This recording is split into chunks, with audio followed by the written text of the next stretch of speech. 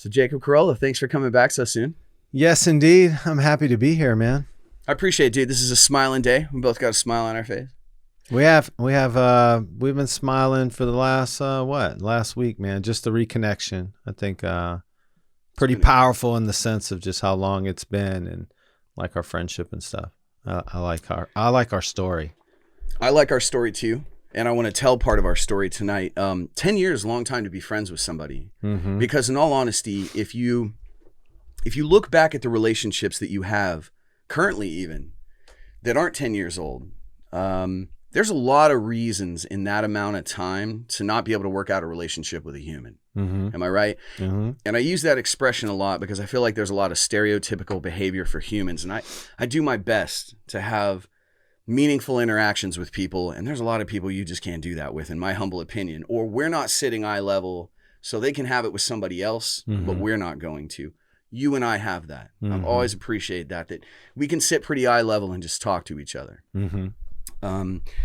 You and I have almost always never been on the same page in our lives, in our spiritual beliefs, and I think that's caused so much growth in mm-hmm. both of us, because to have somebody in a different place in life with an intelligent perspective that they're capable of sharing is exceedingly rare. Mm-hmm. So to be buddies with somebody like that, and I'm blessed to be friends with a lot of people like that, actually, mm-hmm. I always try and take seriously what they have to say. And you've always had a lot to say. And I realized, excuse me, when we did our other episode, that episode was really a reunion captured on film exactly like I intended it to be. And that's really special in its own right. And I'm stoked on that. Mm-hmm. It was a fun episode. But I wanted you to come and do an official Cardo Vodcast, You're the Guest, Let Me Interview You episode to also introduce that we're doing creative projects together now. Yes. And I'm going to quit talking and let you have the mic here in a second. But I just want to give people that might be listening some backstory on the fact that you have become, since I've known you, one of the best creative professionals I know. Thank you. The world is not full of creatives. I think it's full of creative people. Unfortunately, we tell people from a very early age that because there's no money in this, which of course that's a misnomer and that's incorrect. There's no money in art, so don't do it. You can't really become a rock star or a musician, so don't do it. Even though that's the only people that we look to and worship and idolize, we tell everybody, especially our children, you couldn't possibly achieve that from like a pretty early age, right? From like 7, 8, 10. You know, what's too soon to crush dreams? Any age? No, I just think I think as a parent, once they get, through this life they look back and I think they're setting proper expectations, I guess, in a sense, but not realizing that it could hamstring a child in their growth or just their thought or ambition and stuff like that. I think it would be a negative. But I think it's more of like the parent just like, man, this life is no joke. No, you're right. And you can't prepare kids young enough. And I understand. Mathematically, if you run the numbers on it, you can't make money as an artist. You can't make money as a musician. I understand. Mathematically, that lays out. Hey, don't you think this has changed, though, B? Like, I mean, especially with the digital age. I mean, everything has changed so much now to where you almost feel like if you're 12 or 13 years old, there's so many avenues to take for a kid. I mean, there's gaming. There's so many different things now to where I don't know for sure as far as research, but I would assume that there would be a lot more younger millionaires now than there ever have been. Like, well, there's tons, but part of that is $1 million doesn't carry the weight that it used to. It's not nearly as girthy as it was. That's true. When Monopoly came out, you were set forever and ever if you Still were a good millionaire. milestone, though. Yeah, no, $1 million is great. And there's a lot of child stars. There's a lot of one-hit wonders or like TikTokers, right, that just banked a bunch of money. But here's the problem.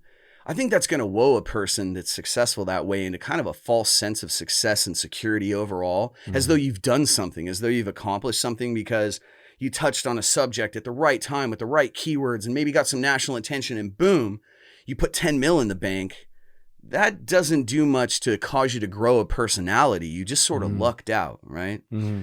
But before we get on that, because I would like to unpack that. They could use it, right? Like they could use it maybe if they get I don't know. Give a 19-year-old $10 million and find me a good story, right? No, I agree with you. I mean, they're all going to be good stories, but I mean, find me somebody that went and started a savings account. It would be a lot harder. I'll pay your mortgage. Yeah. it's pretty outlandish how many people have how much money today compared to maybe those classes of society that didn't have access to it before. And I think that's the digital age, of course, and it's a beautiful thing, like you said. But I started to say a minute ago, before we unpack that, since we were talking about the math on things, I want to point out that part of what makes our relationship so special to me all the time is look at the math on this one, man. So I know this guy that was always this solid dude, but becomes this amazing photographer from out of the gates, right in front of my eyes. That's true. You knew me before that. I knew you before you were a photographer. Now my firm hires you because you're the best I know. I mean, you can ask anybody in this community. Yeah. I've been touting your name this whole time. No, because I know that, better. And they tell me, and I appreciate that. I always have. You know this already. Our relationship goes a lot deeper than just recommendations and stuff like that. But I think what it says, and especially it's been confirmed over the years, is just how much you do appreciate my work, and that has always felt really good, especially knowing that you're a creative as well. You know what I mean? Like that. Sure. That means a lot. Well, and you know that it's part of my mission in life, quite literally, to not let kids, someday you're going to wake up and be able to graduate art school and get a job. I'm going to not let kids go through what I went through, which is being talented, being driven, being willing to do the work, completing art school with good grades, taking on that debt, and then finding out it was all a sham. They just wanted to sell you a fucking Crayola degree. You're going to walk out there, you're not any more talented. You're just $100,000 in debt and there's no jobs, and they weren't going to help you find one. In fact, I'm sure the Fashion Institute of Design and Merchandising, let me correct that, still exists. FIDM up in LA.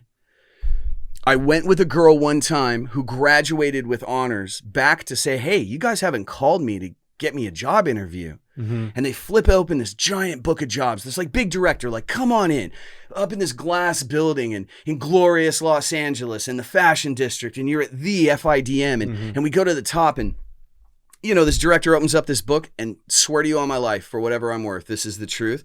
She suggested a babysitting job. And the person I was with at the time had the wherewithal to go, I have a $100,000 degree from here. I'm sitting in Los Angeles with an FIDM degree, and you just asked me if I might take a fucking babysitting gig? Literally go fuck yourself. Never had anything to do with the school again. Like, what do you mean? Like, why would they tell someone from that institute to go take a babysitting job? Meaning an insult? Like how insulted would you be? Oh, meaning like okay. So in other words, they showed their work to someone, and then they turned and in their judgment said you'd be better off being a babysitter. No, this wasn't an insult. What I'm saying to you is there are no art jobs once you graduate art school. And all of us know it. Okay. So this person went back to the school and said, hey, I graduated. I'm waiting for that phone call from you guys to set me up with job interviews. And they went, how about a babysitting job? How about you go work at fucking Pizza Hut, you dickhead? It's like, I just spent $100,000 to be here. Yeah. And they just offered you nothing. I think people are catching on about these universities and stuff. I think people are really truly catching on to that. I mean, I hope so. Obviously, I mean, there was I think because how dare you? I think it definitely started taking out people's money in the right way, like to be educated and to like know things. You don't think so, even in the beginning? I think that the true pursuit of knowledge has always been coveted and desired and honed and loved by like the sacred few, right? Like picture Sheldon from Big Bang Theory. He really loves science. He cares about science, right? I think there's always been those people in every industry and every facet of life that like the druids of their industry, if you will, right? The monks of a passion. Unfortunately, I think today they just want to take advantage of you and sell you a piece of paper. Oh man, today I would think it would be pretty bad. I mean, especially with the endowments and stuff. I mean, they're pretty outlandish. You know, it's real outlandish. You're hearing it here first from a 25 year. This is the first time I'm gonna tell you to edit something. Don't edit it. From a 25-year veteran graphic designer. I'm telling you, there's no jobs when you graduate. You're not really worthy of one for about 5 years. I don't know how to tell you to get the experience because I'm the only guy handing it out that I know. Yeah. And if you get the experience, then you're going to be okay. So you can make it that long, but paying the debt back. You suggest people just start their own business then and just be their own creative. I'm not handing out that kind of advice right now, but I will tell people to be your own person. You don't need an art degree for any reason. I've never hired a person because they had a degree. Yeah. But I'll hire you if you have experience and a good portfolio. I'll hire if you have no experience and a great portfolio. And I think that's most art directors. We would rather take somebody's fire and help them mold it into the creative force they're going to be, rather than have somebody like myself show up that literally has a style to their own art. It's like, that's very hard to hone and tailor into what your client's needs are if you're a firm. You know? So, but what I was saying earlier was that it's incredible to watch a genuine metamorphosis of a human. Jacob, you went from being a customer service person to like the best photographer I work with on a yearly basis. That's pretty incredible, my man. It was really cool for me to get to watch. It was really cool for me as an art director to watch you gobble up the information. And you know way more about photography at this point than I ever knew. Tell people about your journey with that. I just think that one was like, that's like one of those things, I think, when people say, you know, not necessarily I was born to do that or anything, but whenever I stumbled across it, everything just seemed very simple about it. Like laid out before you as though it was destiny. Well, I wouldn't even go that far, but I just think that everything that I was doing, I was thinking to myself, this is turning out pretty good, but I'm not an expert. I'm just like, you know, using what I see. Like, I guess that would be the only thing I could say would probably be my eye, like what I would see as far as what would fit, or using the environment. Exactly. Like I've never really done a lot of studio work, you know, or anything like that. I really truly like to take, you know, the scene and make it a live scene, you know. Can I briefly tell one of my favorite stories I always tell about you? You mentioned Millstone Marina earlier, and since they're a mutual client, let's go shout out Millstone Marina. Shout out Gravois Mills. Right? Shout out Jeff. Yep, Jeff and Kim, great Video clients, coming cool soon. people, rad people. Yes. Actually, these are fun people. I'd hang out with these like people on the those weekend, guys. but what they've Fun. done with Millstone, epic. So you guys check that out on the internet. But you're doing a photo shoot for them. Their marina's great looking, and their tagline is historic made modern, and we're in one of the more rustic areas of it. So basically, I'm standing on a dirt road with you is how I'll describe this to folks. I see what you see, and then I see your photo later, and it looks like Disneyland. And I tell people this story because I was there. I saw it. It was just a dirt road. This man makes magic out of visuals. I mean, it's incredible. You don't shoot with lenses, right? No, I do shoot with lenses and filters. No, I don't shoot with any live. filters. You do it all after the fact. After, when I get it home, when I like say, okay, what would make this thing look really good, you know? And then I touch each one of my photos. I think I don't know how anybody else does it, but if it's like a bulk shoot, like say for an example, like, you know, a graduation or something like that, and I walk away with like 350 finals, like, there's probably going to be somewhere around the neighborhood of like 450 total, you know, shots. And Absolutely. Then I got to go through each one. But even when I get my finals, say there's 350 of them, I touch every single one. Like every one of them has got to be the right, you know. I've watched you edit photos, and it's outlandish how much time you spend on each picture you pass a client. And the reason I can appreciate it so much is I do the exact same thing. I don't want to sell you a piece that I am not A-okay with being in my portfolio. Every piece I give a client these days is something I'm going to be proud of. But to watch a photographer do it with bulk photos, I just want to hug you, man, because I'm the guy that gets the photos. I'm the end user for all the photographers. Yeah. You send it to the graphics house, you send it to the marketing guys, and we're working with typically not great photos, definitely not inspired photos. Your work motivates me. I mean, I see your photos and I recommend you to clients because I know what's going to happen is you're going to deal with them with this level of professionalism that's exceptional. They love you. They love working with you. And then I'm going to get these photos that make what I've already designed also look like Disney. Together, collaboration. Appreciate it, man. No, absolutely, man. I love it. Like I said, I think it was just one of those things I picked up kind of easy. And then obviously having an opportunity to shoot all the time when I started with LO Profile Magazine. So, shout out to Missy too for giving me my chance because that whole thing launched. I mean, basically, I had to shoot. Basically, I had to be, you know, I think I was doing like 20 events a month during the summer. So, I mean, I was busy. So it was like another thing that just truly helped me like practice and hone in on it. You know, it wasn't like a moment or it wasn't like picked up over time. I was like, I had to get after it pretty quick and make sure that I had it right because everybody was seeing these in the magazine. So I watched you start it. I mean, you learned in the trenches, but it's one of those amazing stories, like a war story, where this guy missed that bullet and survived this injury. Like when you're getting paid to learn in real world application as a creative professional, if you get a job wrong, you'll start stumbling until you fall. And it might be a long time. You might keep going. So you got to peg every job, or you're just some guy that wasn't good enough. You're just some person, I should have said, that just wasn't good enough for the job. I watched you nail them every time. When you needed a homer, you got a homer. When you need a grand slam, you got a grand slam. I keep seeing these creative projects come out, and it's the same way that I became connected to my business partner in my marketing firm. You see a person's work ethic, and they impress you with how they handle themselves in a business setting, and you gravitate towards those other quality people when you want to start projects. You go, hey, how would you like to do this thing together? I think it would be successful because of the caliber of people involved. It's such a pleasure to get your photos for my creative projects. Yeah, man. bro. Like, I mean, I love working with you. Like, I mean, it's the same feeling. I know as far as graphic design, I mean, I would rather my photos be used for somebody that's actually going to use them and enhance it, you know, like you say, I mean, to kind of put them together. Nothing worse, I'm sure, than shooting a beautiful photograph and then seeing it in some donk ad that you're just like, what? You know what? I'll be honest with you. It's so weird. Like, I don't look through magazines. I'm really weird. Like, once I'm done almost, like, with a project. Like, you Johnny Depp in it? You never watch your own movies? I really, truly just move on. Like, I don't see my work a lot of the times. Like, I mean, I'll run across it on Facebook if somebody uses one as a profile pic, which I never mind. It just kind of bugs me that they crop my logo out. Like, that would... And I think sometimes they have to, by the way that the algorithm is as far as the size of the profile pic. But I don't mind them using it. You know what I mean? I mean, that's what it's for, you know? Sure. Actually, I get that. I didn't originally want to be the host of any of these shows. This was just marketing I was putting together. And I'm super uncomfortable if I think about it. And so I never rewatch episodes.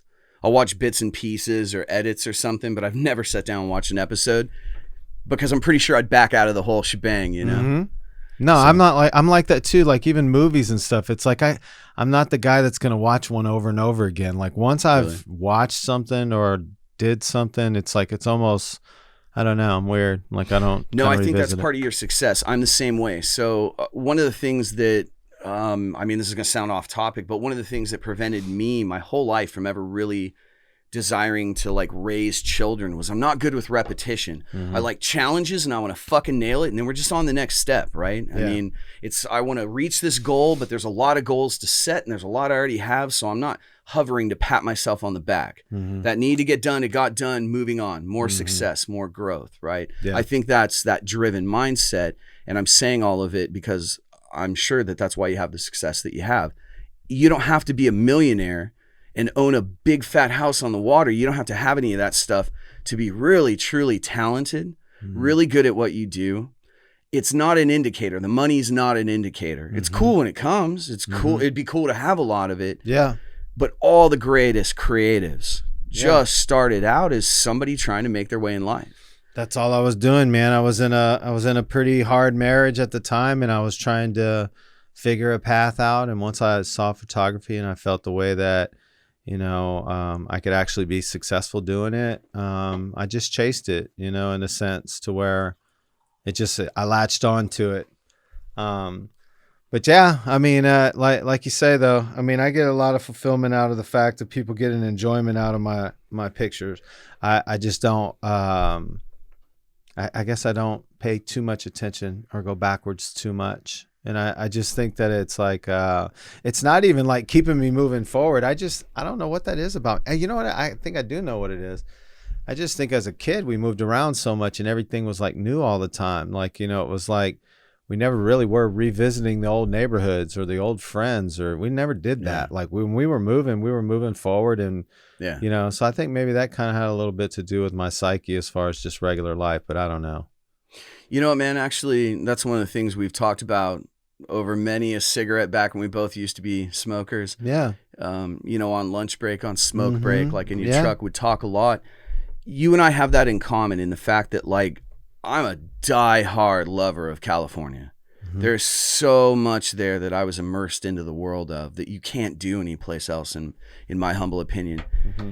You know, I'm still putting out Cali t-shirts. I'm in the middle of Missouri. It's just the heartbeat of so many industries. But it's not about jocking a place or loving a place. It's nothing like that. It was this energy, this creative energy. So many creatives come out of the beautiful golden sunshine drenched state of California, right? Mm-hmm. So many creative minds. I loved it. I was really immersed, but I moved out here 10 years ago and I was trying to go back. I was on my way back when I was told you have nowhere to come home to. I stayed here. I made a life of it. I love it here now. I would not go back. I prefer my life here, but you and I share the fact that like I never went home, and I never went home. I don't mean to move home.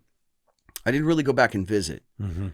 And it's because the people that I loved in those places, I still love just as much. Nothing about me seeing you 5 years later for an update was going to change anything we ever had together. Mm-hmm.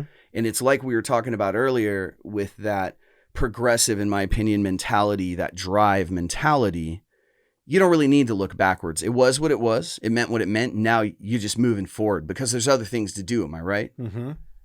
Absolutely. And I've watched you have that drive because you are a full-time professional photographer of a high caliber. Mm-hmm.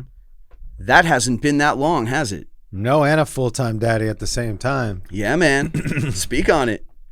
No, I have 50-50 custody with my ex, and I schedule everything when I don't have her. So every other day we exchange her, and I love that part. I know that's a pretty stressful schedule maybe for some, but we've been able to like really truly maintain that with a lot of respect.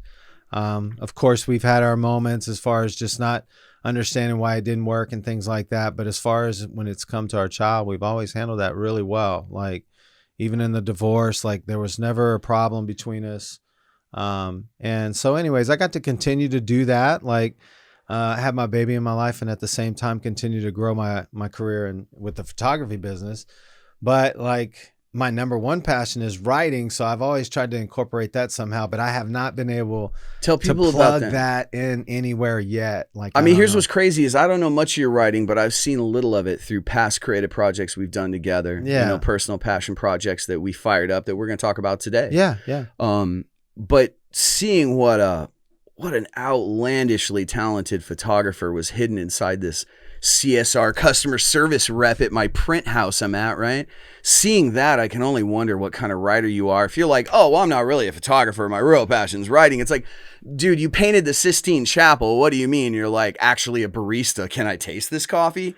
I mean, I'll be honest with you, B. Like, I honestly feel that I've lucked out in life in the way of this. Like, I feel like, I mean, first and foremost, you already know my passion is the Lord. Like I truly am following Christ. You're a dedicated Christian. I've surrendered my life to him and it feels awesome. I feel like through him, a lot of things are really accomplishable, but at the same time, I feel very fortunate to be someone that has had a really, really troubled past in the sense of, you know, adolescent years with mom and things like that. And it helped me to become like we're talking about now, where I can grab a camera and I can start doing something. And I just feel like, I guess maybe confident that I can do well. And I think I've had to do that many times in different stops of my journey to where it never really was easy. But I realized that confidence kind of meant something like throughout all those young years. And then, so basically I've kind of approached everything in the sense to where I can do it. And the writing thing is just something that just lights my fire though. It's beyond the photography thing. It's got my heart.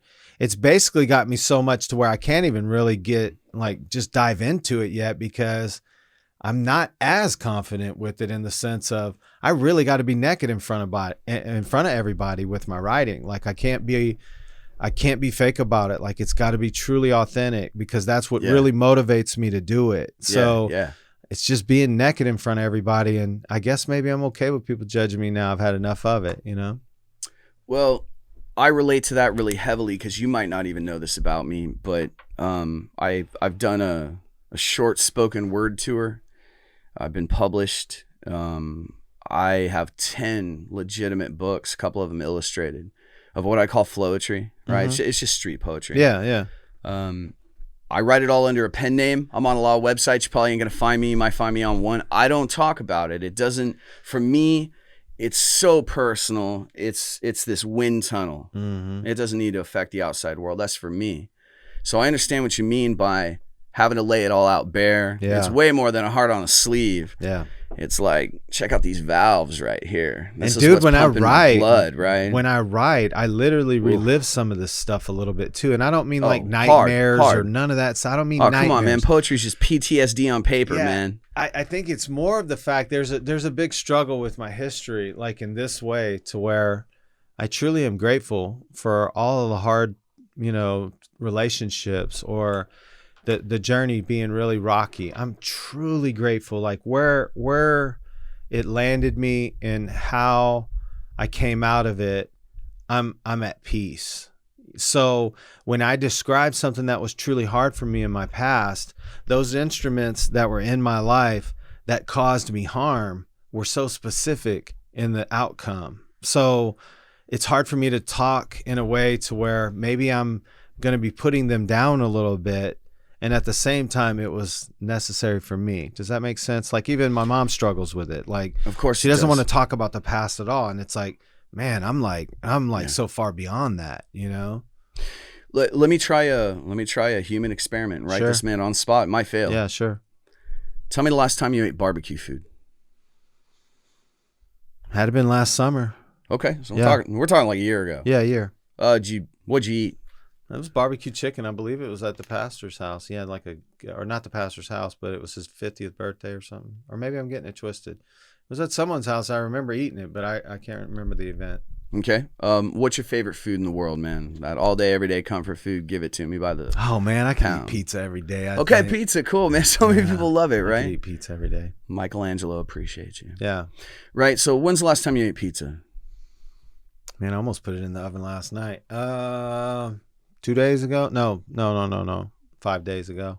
Okay. Yeah. Okay. What kind of pizza was Domino's. it? There's a real reason I'm asking. Domino's. Obviously. Okay. Yeah, me and baby girl get Domino's. So it's like, here's what I'm saying. You take these foods we all love to eat. I said barbecue because I feel like some of the best barbecue in the world must be right here in Missouri, man. I've been trying it close, lately. right? Oh, Kansas wowie. City. I mean, man, I wish I could tell you the name of the place. I'll see if I can put it in the description kind of deal. Yeah. But ate out recently. You said your favorite food in the world is pizza. Mm-hmm. When you told me you ate pizza 5 days ago, you didn't go, oh man, you know what I had was this tomato basil pizza from CPK. Mm-hmm. You didn't do that. You just went, yeah, I don't know, I had 5 days ago. And I was like, what kind? You're like, I don't know, Kraft macaroni and cheese flavor. Whatever it was real mellow for you. But then let me ask you a question. yeah. What do you consider one of the biggest traumas in your life? Ooh, Something that affects you today as we sit here. that's kind of a tough one. I've had a couple, I think. What do you think's probably hands down your biggest? I think not feeling my mama's love, I think would be the biggest. I think that was the We'll talk about it. biggest connection or disconnection for me to understand. I think it confused me on what the word love meant until I found Christ. You bet. Yeah. The reason that I bring it up to you, I hate the word I'm sorry I did that to you. Right. The reason that I bring it up is I don't feel like the things that we just love and adore and enjoy. I love building Legos for whatever that's worth. Yeah. It's very therapeutic and soothing. It's Yeah. wonderful how everything is made with intention and fits into its intended place. And in a world where misery just falls out of the sky and rains on us, I like how everything fits in place. And when I'm done, I got a spaceship. Yeah. Kid fun. Everybody needs it, right? Little whimsy. But my whole point is Legos don't shape me as a person. I don't think pizza shapes you as a person. The only thing that ever does is adversity. And it's strange. I don't know if it's the way we're raised or if it's that we're not spiritual from birth because of our culture, but we attest pain. We're so against it. I hate it. I don't want to cry. I don't want to feel miserable, but it's the only time I grow. Like that's your push-ups. That's your gym session. You're not going to get bigger muscles if you don't lift heavy weights and, et cetera, whatever. Don't eat me alive in the comments kind of thing. You got to do the heavy lifting to actually make progress. So what you ate for lunch doesn't do it. And all the successful dates you went on didn't shape you a ton as a person. And all the times you just went to school and did your homework and turned it in, you don't remember those days. Right. But you remember the trauma and what it's built in your life. And it's unfortunate that we see pain the way that we do because it sucks and it doesn't initially feel good, but neither does getting in 52-degree water, but a wetsuit will get you surfing. And I think we all need a spiritual wetsuit. I'm sorry to make that analogy, but really, I think that we need to dive into the pain a little bit. We need to let ourselves, we're going to go through it anyway. We got to let ourselves adapt to it, be open to it, and grow from it. That's the whole point. I totally agree with you. I think my biggest moments of growth were in just sobbing tears, like just meaning gagging just them pain. out. Yeah. I mean, I think that, I mean, especially in front of the Lord for me, just like, you know, disappointing my father in certain issues and just like truly trying to like strive for, you know, that upward calling of what he would have me do with my life. And it's like, I've had some great moments in tears, great moments. Yeah, me too. Even recently. Just meaning sucks, coming man, out of it. It's like you feel like you have literally unloaded like so much and weight like, off. yeah, purged out, you know? Yeah, So, absolutely. And you know, because of our friendship, that I didn't say any of those words to you like we haven't discussed it. We say it for the sake of people listening, so that they understand our belief system, because what they're going to find out is that, you know, we sat down to lift the pin on all this stuff because of the creative projects we're about to do together. Yes. So this episode, like my normal Thursday interview episodes, is really about getting to know Jacob Carolla.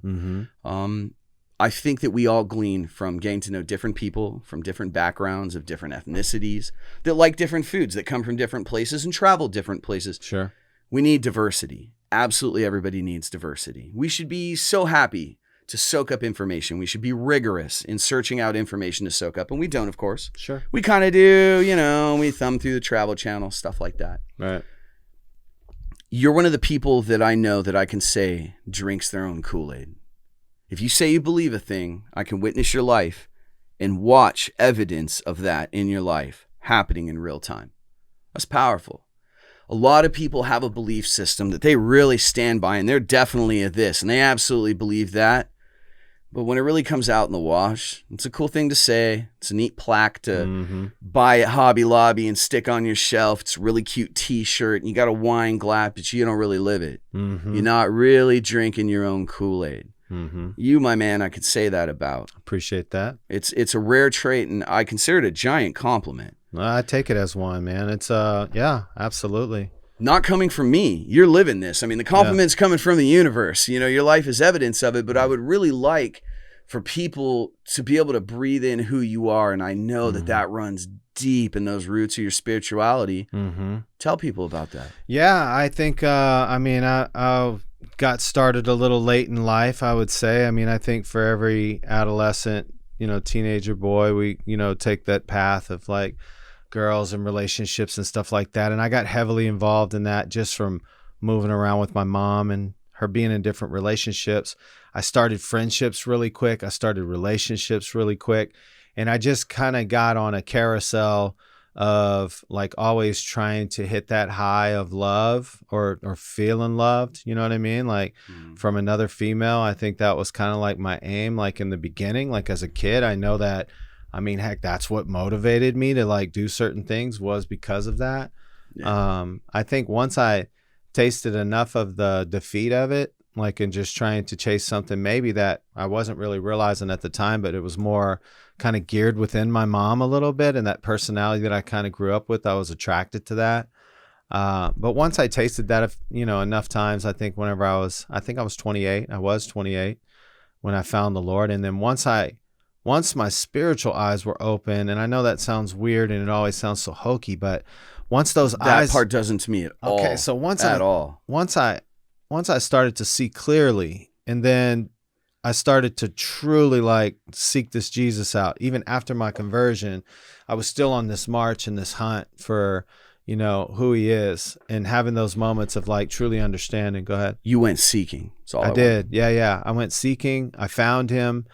But as I found him, I kept wanting to knock on his door every day. Like I was literally like up in the mornings, like I told you at one point, I took my hair off. Like I was truly dedicated. And I was there knocking on the door, and we'd hang out, and I would literally hang out with him. I mean, for a solid year, it was him and I talking all the time. And it was just a relationship that it's hard to explain to people that don't have that. You know what I mean? And I truly want to help people understand that. I try and understand what I consider God on an hourly basis. So lift the pin on that for people. Okay. What does a relationship with Jesus look like? What does hanging out with Jesus look like? Yeah, it's interesting because it's literally the same as if it would be another physical person, except it's not. Okay, It's so a spiritual. this room Exactly. by yourself in the physical. Yes. Like With God. meaning like this, like, so for an example, I guess maybe what I'm trying to tie together is if you have a father and a son, take that relationship in the physical, and that's exactly what it is in the spiritual.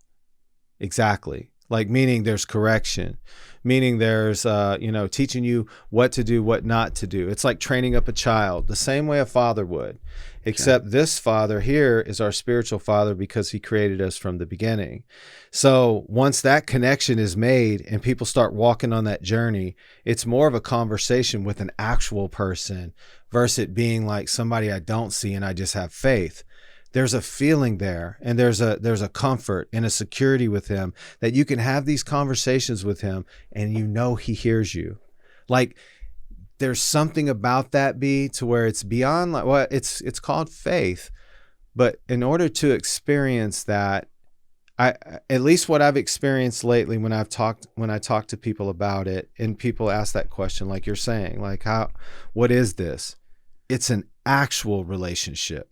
In other words, if I go to church on Sunday and I open up my book and I hope to gain something from that day, like, I think that's not necessarily something that I experience, because when I wake up in the morning, I'm talking to him.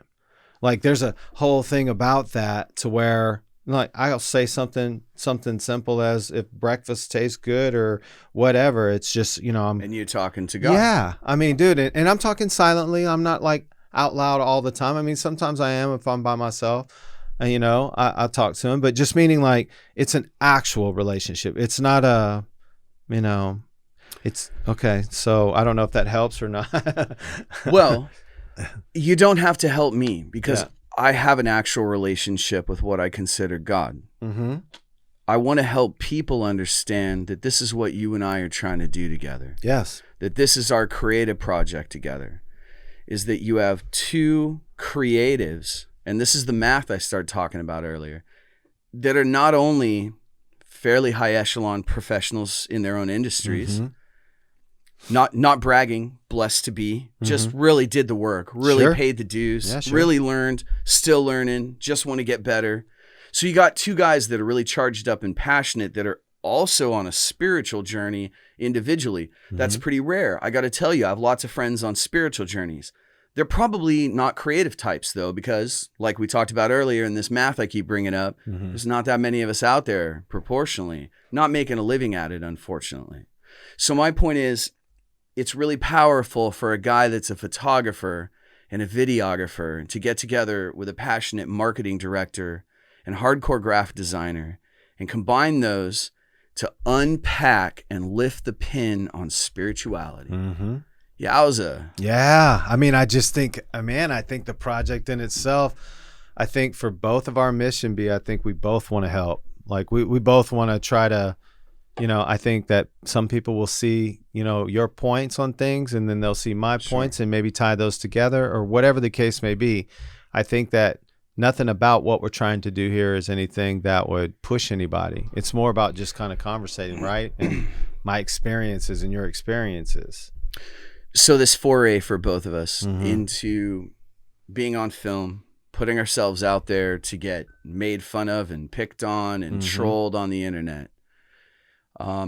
What's that risk worth to you? If you have a message for people, what do you hope it is? Meaning the risk in putting myself out there? I'm saying that we're risking all the things that come with trying to do something with humanity online. When you put yourself out there, we're going to get judged and made fun of, and this fucking guy. I'm not going to read the comments, but my point is, you wouldn't be doing that after we've both weighed the options and considered the consequences, etc. We put it on the scale, chopped it up, and decided to do this. So it must be worth it. And my point is, I know you're driven. I know you're passionate. You got this message you want to get out to people. What is the message? Yeah, I think we know these days there's a lot of division. Basically, I was talking to a buddy last night. I mean, you can pretty much say with confidence that we're all divided, like in the sense of down the middle.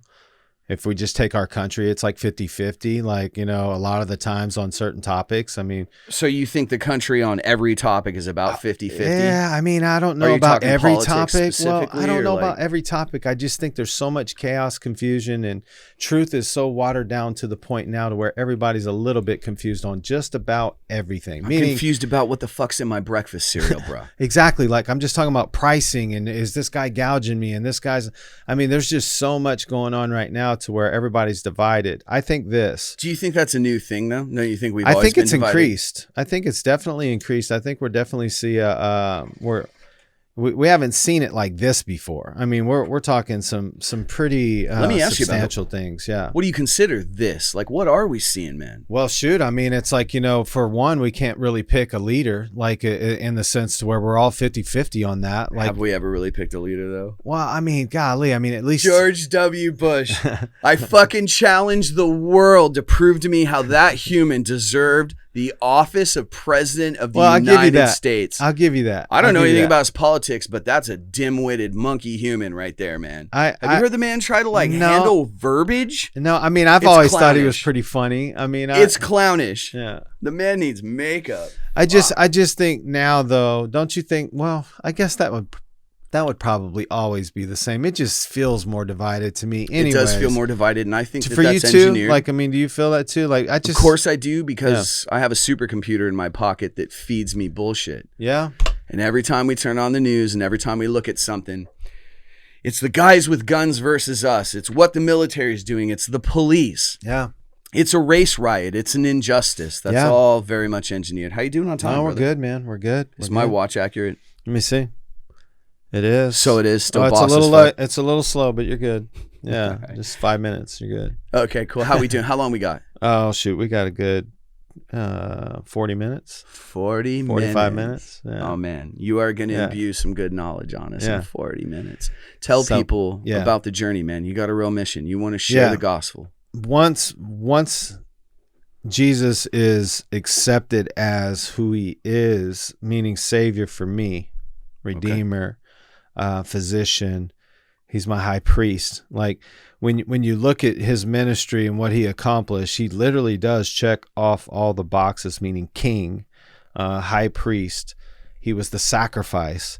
I mean, all that stuff is just, if you just consider that without all of the things that he accomplished as far as prophecies, if you think about how one man could be king on earth, king in heaven, you know what I mean? Like, and you get all of those in one man. It's just really hard not to actually say what's going on there. But for me, I actually got to a point to where I said, not only do I want to know what's going on there, but I do submit to this in a sense of I want to find him. And like I said, B, when I found him, my life changed in this way. I truly no longer had the desire to go and do the same sins that I did before, in the sense to this, to where I truly felt like a new man. Like I felt like it was like, in other words, bro, it felt like this. I literally got to a point to where it was a complete reset for my life. Like, in other words, say for an example, you go through all these stages in your life and you go through all these bumps and these embarrassing moments and everything. And then all of a sudden you get to the Prince of Peace and he says, I'm going to wipe all that out and I'm going to let you start over from here. And now follow me. And that in itself was invigorating to me when I discovered it. And then when I started walking with him, I felt every step of that way, and what he was doing with me in my occupation, I was just completely surrendering to him, but I was just getting these promotions and these things would come up. And it was like, I wasn't banking on any of that stuff. I was truly in my own heart, knelt down in front of him, learning and like truly absorbing who he truly was. So that was my journey. Who do you think God is? You use some really powerful words. Like, you said physician, and I know that word is in the Bible. It's a powerful word. See, you smiled when I said it. Yeah, man, he's a healer. Healing is a powerful idea. So who is God? If you're telling me about your father and I don't know him, what's the guy like? Well, I mean, shoot, he hung the stars, the moon, he put us here. Like, I mean, like, where do you really begin here? I think one of the things that always jumps out to me whenever he says, challenge me for who I am, like try to challenge me on this. Like, this is how you'll truly know that I'm the real God. He says, because I tell you the end from the beginning. Like, I'm going to tell you what's going to happen. It's going to happen. And then that's how you'll know. Like, in other words, when these prophecies were happening and Jesus rode in on a donkey, like all that stuff was written about. Like, we take the Christmas story and we think it's like, you know, this joyful message, but that's a prophecy being fulfilled. Okay. Like, he was born in Bethlehem. I'm a really big fan of Bible prophecy, you know. Yeah. For a lot of reasons. Yeah. I like evidence. Yes. In another life, I'm sure I'm a scientist. You can tell from the way I look. I love that about you. Get to the facts. Get to the facts. I love it. I gobble it up. And I don't care what the answers are. I just so want to know, right? Yeah. It's beautiful and intriguing, and it's why I believe in God. To be clear, since we're on camera, I don't believe in the same God I think you believe in. I'm not passing a judgment. No, I know and that's that. what makes us so interesting, is that in this life, and you've heard me make this analogy before, we're born into total darkness and we know nothing. Okay. And we just feel around in the dark until we discover what a microphone is and realize it's attached to a mic arm. And then we figure out what the cable does because humans are genius. Mm-hmm. And then we feel around in the dark until we find something else. And we taste test, we discover, right? We explore. Partake. You're a seeker. Bro, you're like me. You're just running into the darkness, sometimes finding walls and sometimes discovering treasures, right? I think that's beautiful, B, because no, I'm not in the dark. I think once Jesus is the light of the world, like, in other words, like, I think that's one of the beautiful things about the conversion. The lights come on. Like, what changes? Literally the way you view things. Like, in other words, like, say for an example, okay, we all know that we have a spirit within us, right? We were created in the image of God in that spirit. So say for an example, after my conversion, I would go to work. I was working at AT&T Wireless at the time. No, actually, when I got saved, I was working for this digital media company that was taking old, like, movie quality tapes and refurbishing them. Like, had this big business on refurbished tapes and selling them back to the industry, like TV stations and stuff like that. Anyways. Okay. But it was Jehovah's Witness run, operated. Everybody, 90% of the employees. Were you a Jehovah's Witness at any point? No. And do you mind clarifying the difference if you know it? Yeah. What kind of Christian are you? And what kind of Christian are they? The big difference is their Jesus is not the same Jesus as God, meaning he was created in their perspective. Like, Jesus. What you mean in their actual Bible story? Yeah, like their Kingdom Hall material. Jesus is a different person. That they teach that if I want to say they are the religion that actually thinks that Jesus is the Archangel Michael. Like, they think that's the same person. Okay. So that would be a huge difference. Is that okay? I got you. Okay, so we don't need to go any further than that with that one, right? So they are not you. No. People should not associate the two. I don't think people do, but no. Okay. Different Jesus. I don't know that I do either. I just want people to clearly understand the message you're presenting. So right on. And whatever they believe, but the Jesus that I believe in is the Son of God and is God that came in the flesh and dwelt among us, just like the Bible said. So he never was created like an angel. In other words, that's the big difference. So back to my story. I think you were created like an angel, Jay. I was like, wow, being created like an angel sounds really nice. Can I get on that mold? So like I was saying, once I was saved, I would be at work or wherever, and there were these moments I felt like I was being challenged, I guess, in the sense of my morality, just within myself. I mean, complete like silence, but like having a thought and like thinking maybe I'll call this girl tonight when I get home or something like that. And knowing that in my soul wasn't really comfortable with that anymore. Like in this way, like, wait, why would I want to go back to what I just came from, knowing where I'm going. So when you say go back, you associate in this instance sleeping with some person you're not close with or in a relationship with. I mean, you associate that with, when you say the past, you mean what? Going to clubs? Oh yeah. I mean, tell people about your youth. Yeah, man. I mean, what were you into when you were young? Dude? I was pretty popular in school. Like I was good in sports. Like I said, most likely to be a pastor. Most likely to not succeed. Actually, I mean, I was a terrible student. All successful people are terrible students. I was terrible. I failed. If you're good in school, you should be worried, man. I failed the 9th, failed the 10th. Did you really? You failed 2 yeah, grades? like I was just like I didn't care when I was at school. Yeah, nobody cares. I wasn't there to do any work. Yeah. But yeah, I was a terrible student. But I was more about like the class clown, getting people to laugh. Like basically the guy that doesn't end up doing anything with his life.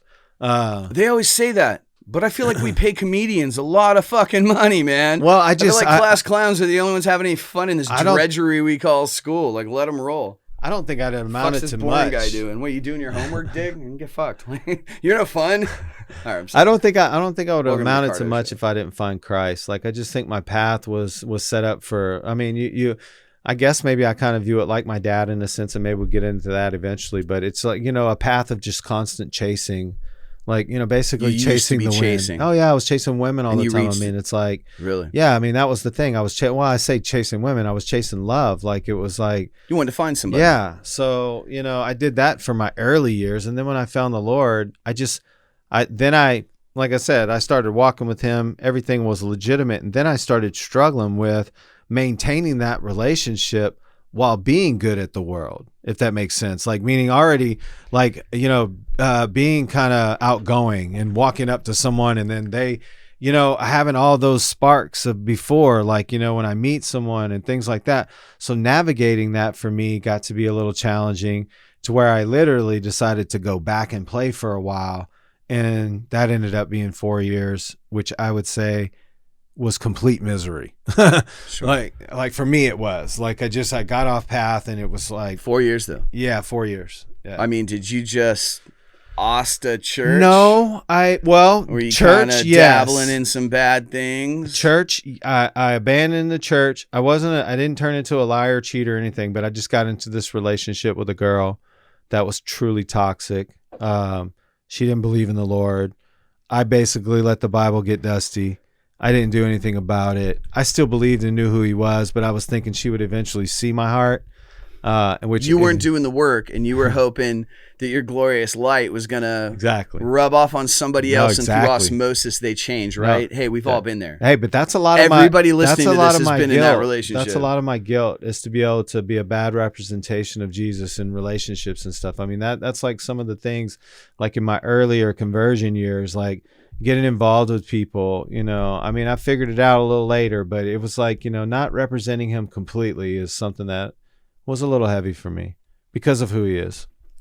I think it's a really beautiful storyline in a person's existence to be able to say, no, I don't have any tangible evidence of this thing. I have nothing I can hand you, but I care so much about this thing. I consider it so truth-filled that I want to be a good representation of it in who I am. Absolutely. Bro, that's powerful stuff. It's the real deal, brother. Like that's deep. It's profound. Yeah.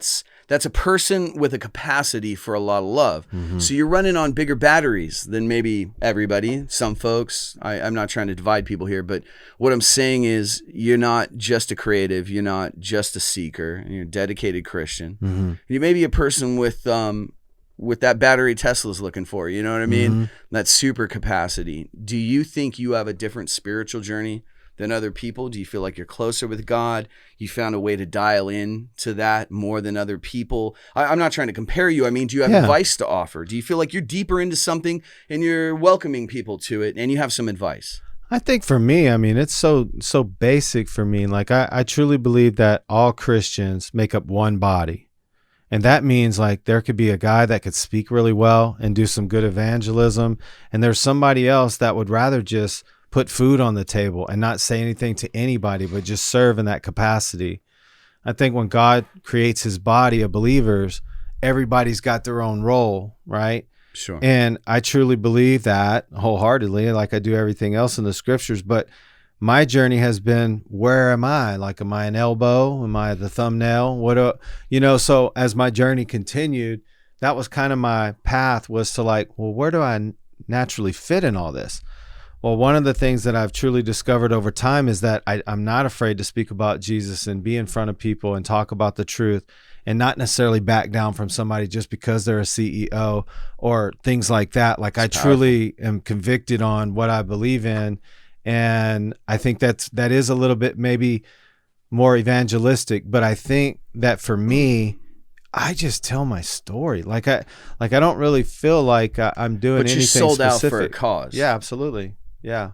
No, please continue. Yeah. You said you don't feel like you're doing anything specific. I just meaning wanted to this, like you are sold out for a cause, and I love that about people. Yeah. What's the difference between someone in South America and Che Guevara? I hope I'm not slaughtering this person's name. What's the difference? I don't know. Like, I mean, I truly don't know. When somebody is sold out for a cause, yeah, when they're in the trenches, there's a power there. That's who becomes generals. Yeah.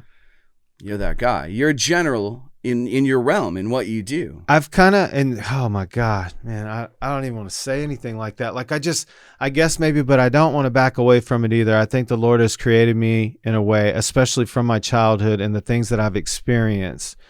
I think he kind of built me for a war, in a sense of like love and gentleness and bring truth. Like, not war and violence or any of that stuff, but like truly bring Christ and represent him in a way that he wants to be represented, which is basically love and truth. So, I feel like he created me to stand there and say that, to a lot of people. So that's your mission. Yeah. So you know me really well, but for the sake of everybody else, it's funny. I brought this bracelet up earlier, but so I'm wearing these bracelets that I had cast. They're just reminder bands, right? Check out reminderband.com. Yeah. One side has my clothing line name on it, Soldier. Mm-hmm. Soldier Brand, Soldier Cloth Media. We'll get into it later for people, but I spell it SOULDIER, soul, right? Mm-hmm. And on the other side of this bracelet is a tagline that was created by a girl named Brittany, who went through some trauma that I'm not going to lift the pin on here. She says, I was built for this war. I was built for this war. It's a powerful message. Yeah.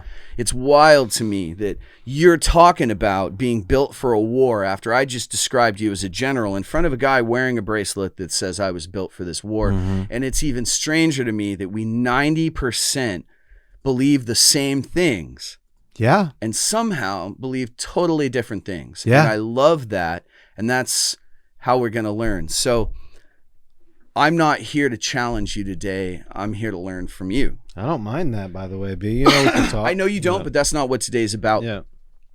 I'm the student on Thursdays. Mm-hmm. I'm here to soak up this wonderful information from the folks that will share their time with me. And let me bring you back to something that please. I think would be important maybe for people to hear. I think that when we talk about the body of Christ, I think one of the main things is that, like, even your personality before Christ, that's how you're created. Like, meaning he didn't change me in any way whatsoever as far as Jacob Carolla. None of that was changed. Like, I still had the same personality. I still talk the same. I don't curse. Okay. So, I mean, there are some things, I try not to. I do sometimes slip up, but just meaning like, I try to set a good example, if you will, like I'm a baby girl and stuff. So, sure. So I think that that's very important for people to understand, is that he does not change you in your personality. Sure. He changes your soul and links it to the Holy Spirit, which is obviously the third person in the Trinity. So once your soul is connected to the Trinity, it's one of those things to where you gain wisdom, but then you have to use this goofy personality, or maybe this personality where you thought you were cute in the world, and maybe try to get this message across. And there's this whole fumble jumble thing happening for years of trying to really, truly you think hone that's the case with people as they become Christians? Absolutely. Spend years getting comfortable in their own skin. Absolutely. Under this new belief system? I think so. It seems odd to me. But. Well, I think that there's some people that just completely go like some people get really excited in the beginning and they just like go crazy. I wasn't necessarily like that. I was more like, I was dead serious about it, but I stayed secluded to myself and like in a cave with the Lord, trying to learn and like soak it all up. But I noticed that the more and more I got out in the real world, like after that year, I just I had a hard time navigating myself and my spiritual self, just like Paul talks about in the scriptures. But that was challenging. I guess what's important to tell people is that you're going to be exactly who you are.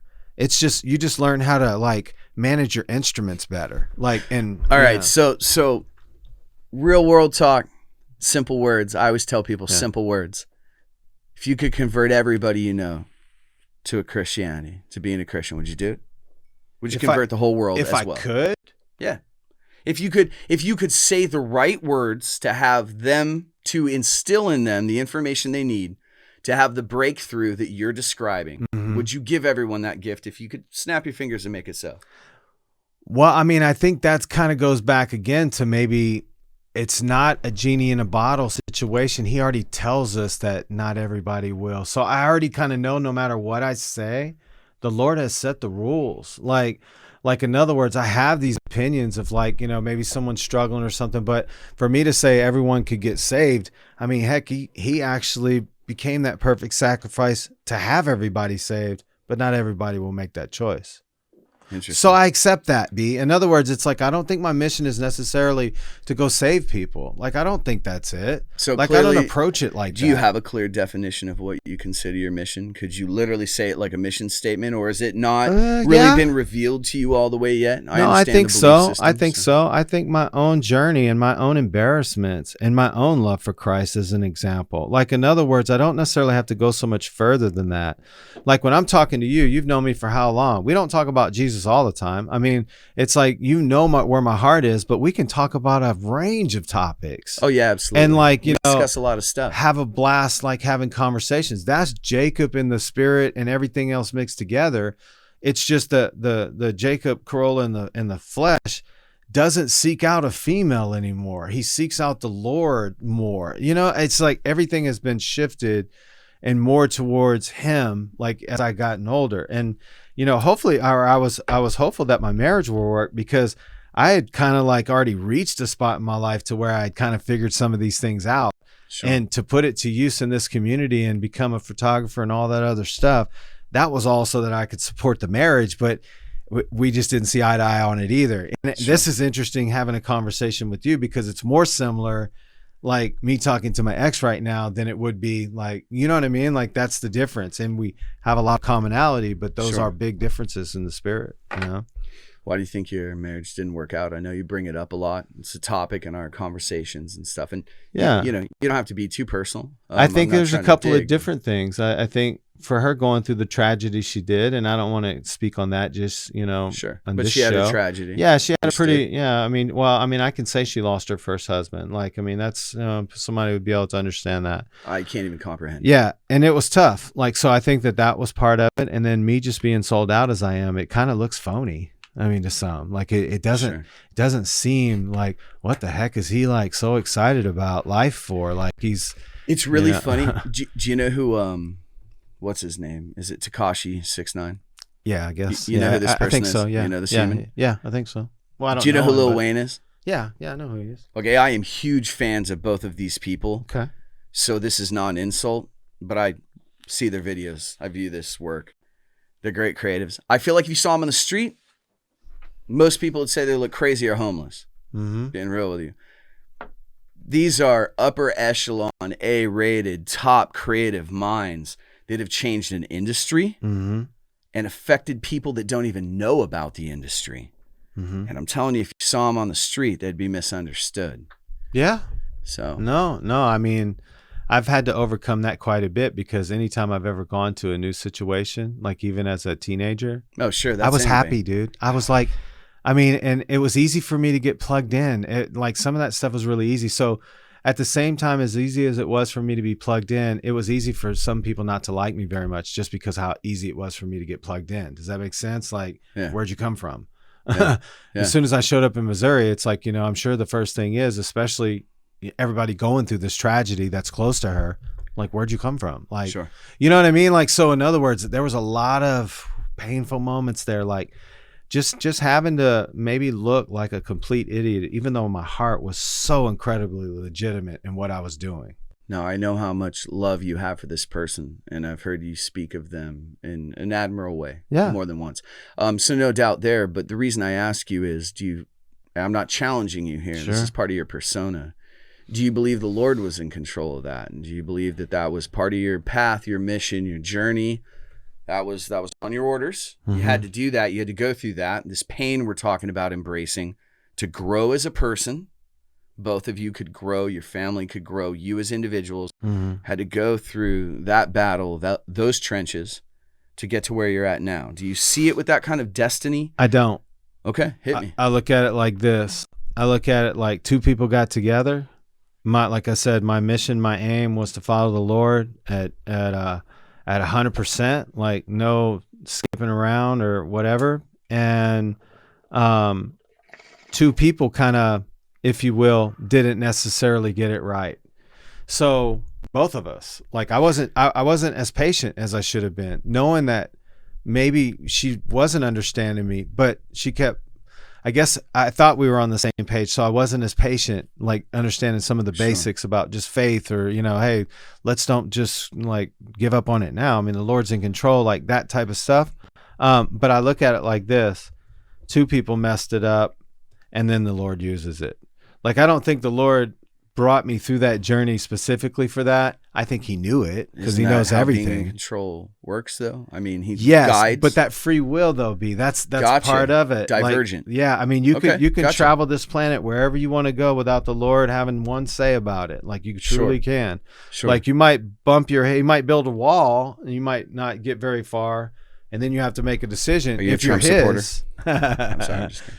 I just mean, like, I think two people, I think when we live our life each day, like even today, I'm going to go and I'm going to do a job here in a little bit. And when I go do that job, I might step on someone's toe and there might be an interaction. And during that interaction, either whatever happens, I guess maybe the whole point is the Lord didn't make me do that. Like, I did that, and then he uses everything from those scenarios. It's just a matter on how we use it. Like, do we use it for love? Do we use it to show someone forgiveness? Like those types of things, to show spiritual fruit that you belong to him. You know what I mean? It's a really beautiful belief system. And even though we're on other sides of some fence I didn't build, we subscribe to a lot of the same values. We meet at the fence, bro. I love it. Yeah, like, we really do. It's just like neighbors, bro. Going to the fence and talking. That's what this is, man. Yeah. This is neighbors. Yeah. Literally just getting together over a cup of coffee on a Saturday afternoon, kind of a feel to go, you believe what now? Yeah. Love you to pieces, man. What's that? Tell me about that side of it. Right? Yeah. How we doing on time? How long you got? I think we're good. I think How long you got? We've got about 20 minutes. Okay. Because the part that I really want to get to is what we're going to do together with this. Yeah. And, this episode's not intended as a plug for something. We don't have the show named yet. We don't have a website for it. None of that stuff. It's coming, though. But I think, look, this guy's so talented. He's got to take calls during vodcast. Sorry. No, it's okay. I'm just kidding, dude. I don't turn mine off either. I don't bring it in here. Actually, I need to turn because it off. No, you're welcome. Go ahead. North Carolina. Welcome to. You could literally take a business call right now, and we're just gonna sit here and smoke. No, we're good. We're good. Go ahead, buddy. What it is I want people to understand that you've arrived at this point, and you and I have this convergence, this coming together on a creative scale that's pretty big, actually. Mm-hmm. We're going to do this whole show based around seeking. It's a pretty big commitment. You got to put a lot of yourself into this research and into genuinely being open. Mm-hmm. And so because we don't have this thing completely fleshed out, and because I'm fascinated by the creative process and it's what thrives my passion, let's lift the pin on a little bit of it right now. Sure, let's do it. We don't have a title for the show. We don't have any rules for it. What we know is that it's like two fires built on the other side of a fence that ended up making one flame. Mm-hmm. It's like two neighbors that were kind of cutting wood and how you doing, and then mosey on over and you believe what now, and we get to talking. It's like, I like this person. They're different than me. I don't care they're different. I'm very intrigued. Mm-hmm. What's this information you have? I'd like to have it. Well, this is what I have for information. Would you like to have it? We get into these very simple rhythmic flows of passing information is really cool. Mm-hmm.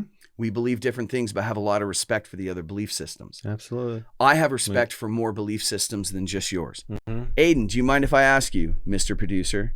Now you got to sign a photo release form, dude. See, that's why I talked to you. Do you have a belief system? Are you religious? I'm sure we've asked him before, but you know, I don't think he's ever answered on the show. Not really. No? I'm like, No belief system. seeking or going, yeah. Not that I can. No problem with that. No. Would it be cool if I killed somebody? Is killing people okay? No. See, so like a stark no. I didn't even tell you he stole my bike and punched me in the eye. No, I'm just kidding, man. I'm not getting into that. I don't believe in violence, killing people, none of that stuff. I don't think it ever has to come to that. Although a few people deserve to be popped in the mouth, so maybe I renege. My point is, there's 3 people in this room, really, because there's an audience of 1, which is probably the total audience of this show. Yeah. But my point is, this show's going to do something, even if it's just in this room, even if it's just with these 3 human minds. Mm-hmm. What do you hope the show does? I mean, I technically think right now we're in a time to where we're talking way more serious as far as timeline on what's actually happening. You mean end time stuff? I do. End of the world stuff? I do. If you had to guess, are you willing to wager how long you think we have? I don't. No. Okay, It would be that's cool. silly for me to try to do that. I think that Nostra Jacob? I think no. Yeah, Jacob definitely Thomas? not. I think like I said before, when it comes to like the conversion, like I've done, I love the scriptures. So, I mean, when digging in the scriptures and doing the studies and right now, if anybody out there listening wants to check out Ezekiel 37 through 39, What's it talk about? they'll be able to see like maybe some things that are about to take place. Like in other words, something's going to happen to Damascus in Syria. Where's Damascus? That's It's a in Syria. past name, right? Yeah. It doesn't exist anymore. No, it does. It's there. It's Damascus the is capital. still there currently? Yeah, it's the capital city. Apologies, I don't know Yeah, geography. yeah. So I mean, You're the there's first one to something say that's that. in the Bible that talks about Damascus, and I think What are they going to do? Actually, I take that back. The Damascus story is actually in Isaiah 17, I believe. So the Ezekiel battle is talking about these nations that are coming against Israel. So Gog and Magog. yeah, exactly, So exactly. this is where you heard me say, I'm in for Bible prophecy, man. I'm Yeah. fascinated by it. I don't subscribe to the belief system anymore. I'm not sure I ever really did. yeah, But fact of the matter is, it called Israel becoming a nation again from further than a 3-point shot.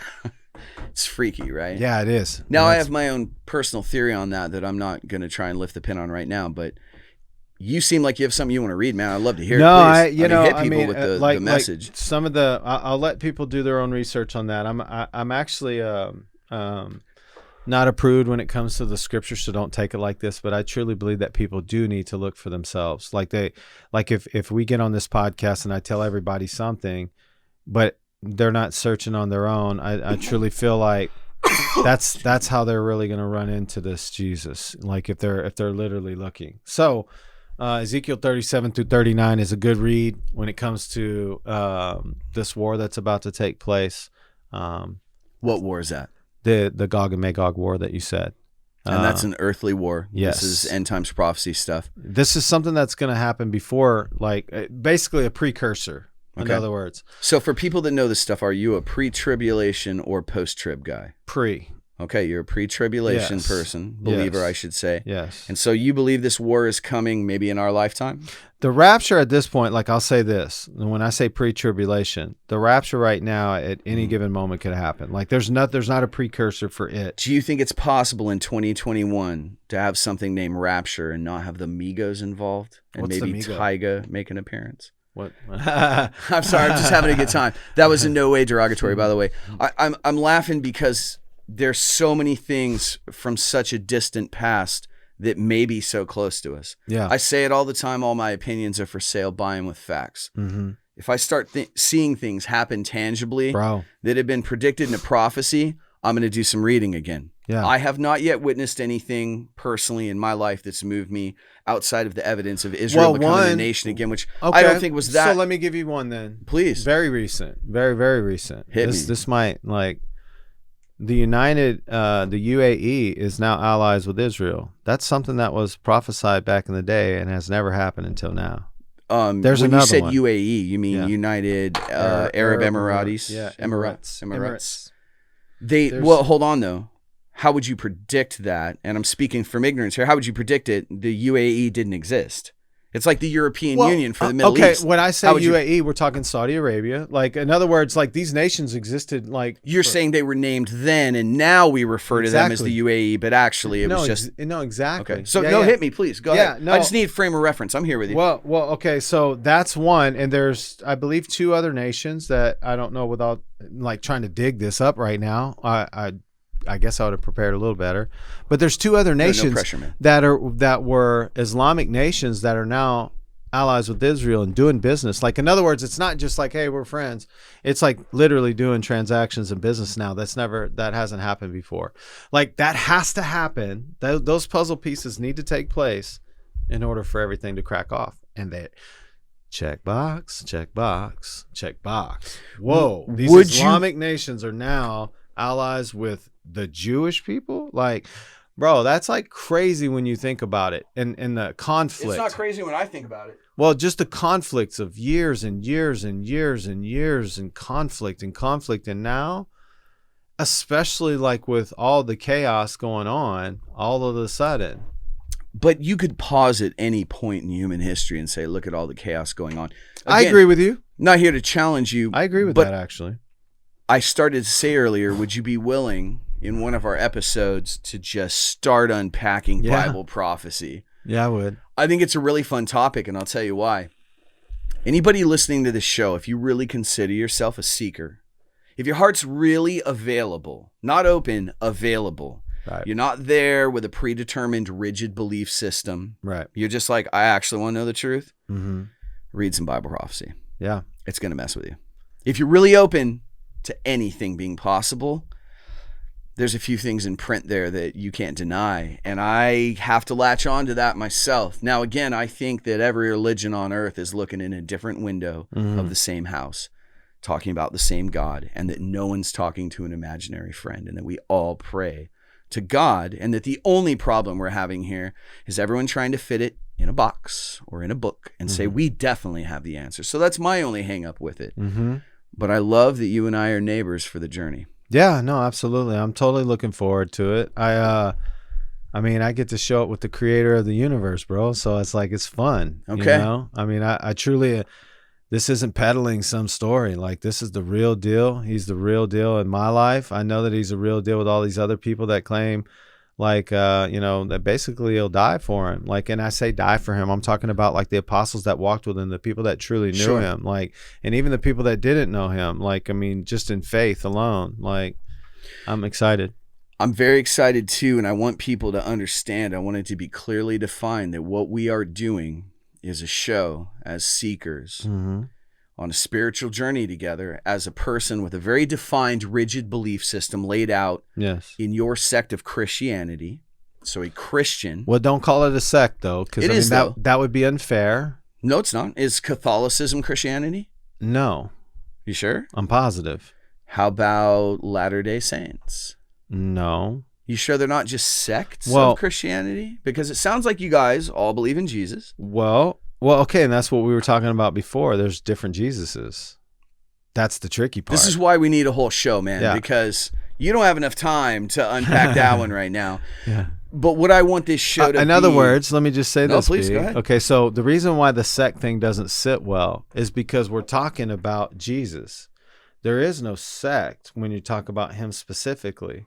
Like, in other words, if people break off of that and they say Jesus and the Virgin Mary and the Rosary and certain things, then it's a problem, because that would be a sect. But I go straight to him and deliver him directly. Like, in other words, it's not a... You speak in tongues? No, I haven't. I got to tell you, I had a guy in Yeah. here that does, and we got to talk about it. Yeah, and you know what? Because there have to be sects of this thing, Mhm.